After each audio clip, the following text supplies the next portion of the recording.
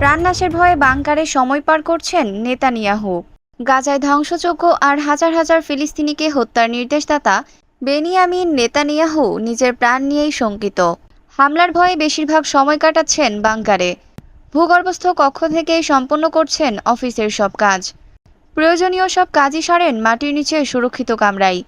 সিজারিয়ায় নিজ বাসভবনে ড্রোন হামলার পর থেকেই নিরাপত্তাহীনতায় ভুগছেন ইসরায়েলি প্রধানমন্ত্রী। আতঙ্কে পিছিয়েছেন ছেলের বিয়ের তারিখও। ইসরায়েলি সংবাদ মাধ্যম টাইমস অব ইসরায়েল জানিয়েছেন এ সকল তথ্য। ইসরায়েলের গর্ব আয়রন ডোম চুরমার করে গেল মাসে নেতানিয়াহুর বাসভবনে ড্রোন হামলা চালায় হিজবুল্লাহ। মনুষ্যবিহীন আকাশযানটি আঘাত হানে ইসরায়েলি প্রধানমন্ত্রীর বেডরুমের জানালায়। আংশিক ক্ষতিগ্রস্ত হয় বাসভবন। সে সময় অবশ্য বাড়িতে ছিলেন না নেতানিয়াহু। তবে হিজবুল্লাহর এ হামলার পর থেকে যেন ভয় কাটছেই না ইসরায়েলি প্রধানমন্ত্রীর। আতঙ্কে এখন দিনের বেশিরভাগ সময় বাংকারেই কাটান নেতানিয়াহু। ভূগর্ভস্থ কক্ষে সারছেন আনুষ্ঠানিক কার্যক্রম।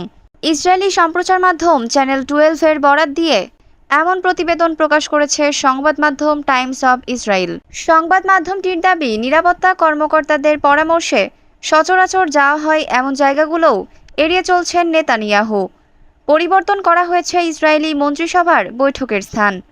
নিরাপত্তা ঝুঁকির কারণে পিছিয়েছে নেতানিয়াহুর বিরুদ্ধে চলমান মামলায় সাক্ষ্য গ্রহণের সময়। আইনজীবীদের দাবি, বারবার একই জায়গায় উপস্থিত হলে প্রধানমন্ত্রীর নিরাপত্তা ব্যবস্থায় ফাটল দেখা দিতে পারে। নিরাপত্তা নিয়ে দুশ্চিন্তায় ছোট ছেলে আভনের বিয়ের তারিখও পিছিয়েছেন নেতানিয়াহু। খুব শীঘ্রই যে সে আয়োজন হচ্ছে না সেটিও জানিয়েছে টাইমস অব ইসরায়েল। ঐশী সৃষ্টি, আন্তর্জাতিক ডেস্ক, বাংলাদেশ নিউজ টুডে।